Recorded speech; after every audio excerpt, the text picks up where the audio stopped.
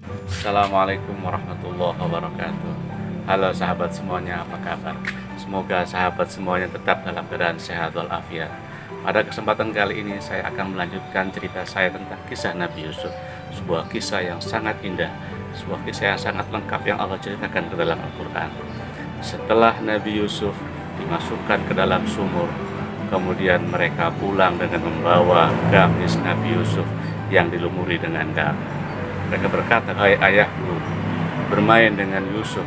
Kemudian kami tinggalkan Yusuf dan Yusuf dimakan oleh serigala. Ayahnya mengetahui akan hal ini merasa sedih, tetapi ayahnya tetap bersabar. Fasobrun jamil. Setelah Nabi Yusuf diselamatkan oleh kafilah para pedagang yang mengambil air dan mendapatkan Nabi Yusuf dalam sumur, kemudian Nabi Yusuf dibawa ke kota untuk dijual. Setelah itu ada seorang menteri yang tertarik pada Nabi Yusuf dan membelinya dengan harga yang murah. Akhirnya Nabi Yusuf dibawa ke rumahnya dan dijadikan sebagai anaknya. Setelah Nabi Yusuf menginjak remaja, menginjak dewasa, mulailah godaan dan rayuan. Tantangan demi tantangan harus dihadapi oleh Nabi Yusuf alaihissalam.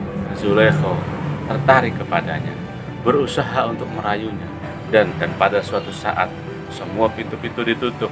Nabi Yusuf diajak untuk berbuat mesum. Nabi Yusuf mengatakan, "Ma'adallah, aku berlindung pada Allah Subhanahu wa Ta'ala." Akhirnya Nabi Yusuf berusaha untuk keluar, tetapi Zulaikha mengejar dan ditariknya gamis Nabi Yusuf sehingga terobek. Nabi Yusuf membuka pintu dan di depan pintu sudah ada majikannya. Nah, Zulaikha berkilah dengan mengatakan dia ingin berbuat jahat kepadaku. Nabi Yusuf pun terdiam sambil menjawab, justru dia yang merayu.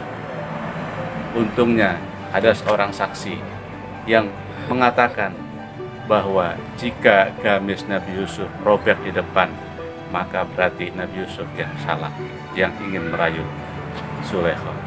Tetapi jika gamisnya robek di belakang, berarti Nabi Yusuf yang benar dan Zulaikha yang salah. Maka dilihatlah setelah itu yang terjadi adalah gamis Nabi Yusuf terobek dari belakang. Ini berarti bahwa Zulaikha lah yang salah.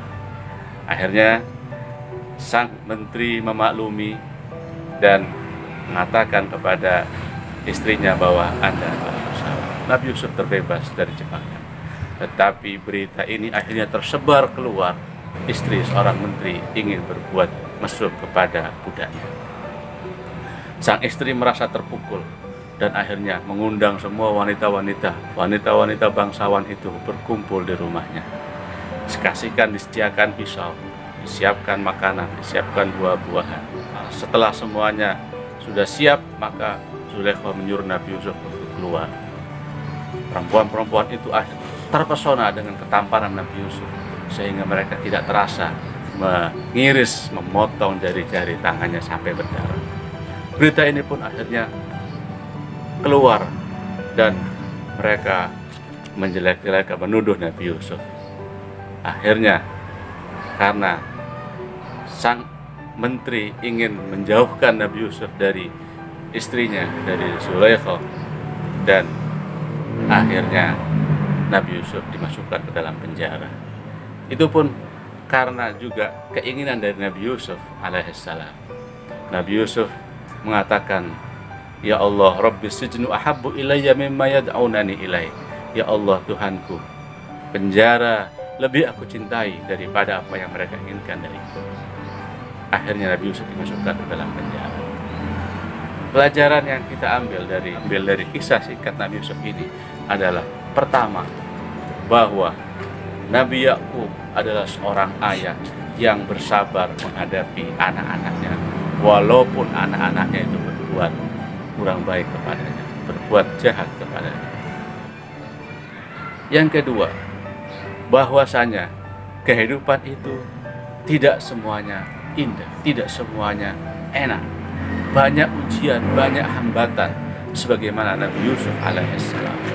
Dari mulai dimasukkan ke dalam sumur, kemudian dijual, kemudian dijadikan budak, kemudian digoda, dan pada akhirnya Nabi Yusuf masuk penjara. Ini artinya bahwa seorang anak tidak boleh manja, seorang anak tidak boleh cengeng dalam menghadapi apapun. Dan yang ketiga, bahwa masa muda adalah masa yang sangat emas, masa yang sangat berharga. Karena itu, jika seorang anak muda berhasil menjaga masa mudanya dari berbagai macam gangguan, dari berbagai macam tipu daya syaitan, tipu daya lawan jenis, maka insya Allah dia akan sukses. Nabi Yusuf lebih mencintai hidup di penjara dibanding dia harus mengorbankan kehormatannya, dibanding dia harus mengorbankan masa mudanya. Pada saat seperti sekarang ini, banyak pemuda-pemuda kita yang menghabiskan masa mudanya dengan leha-leha, dengan santai, dengan mengerjakan perbuatan-perbuatan yang sia-sia. Karena itu dibutuhkan sebuah kemampuan, dibutuhkan sebuah mental yang siap, mental yang kuat untuk mengisi masa muda ini dengan sebaik-baiknya, mengisi masa muda ini dengan belajar, dengan beribadah, mengisi masa muda ini dengan berkarya, beraktivitas, dengan memberikan yang terbaik kepada kehidupan umat manusia. Yusuf rela untuk mengekang semua hasrat jiwanya, hasrat masa mudanya, egonya, ambisinya, syahwatnya, demi untuk sebuah kesuksesan. Yang terakhir, cara yang paling baik untuk kita bisa menghadapi berbagai macam uji coba di masa muda ini, gangguan syaitan, gangguan lawan jenis, libido seksual, dan lain sebagainya, adalah dengan kita berlindung kepada Allah Subhanahu wa Ta'ala. Sebagaimana Nabi Yusuf ketika diganggu dan dirayu oleh Zulaikha, Nabi Yusuf mengatakan, ma'adallah, aku berlindung kepada Allah Subhanahu wa Ta'ala. Inilah beberapa hal yang dapat kita ambil pelajaran dari kisah singkat Nabi Yusuf ini. Insya Allah kisah lanjutannya kita akan sampaikan pada pertemuan yang akan datang. Sekian, assalamualaikum warahmatullahi wabarakatuh.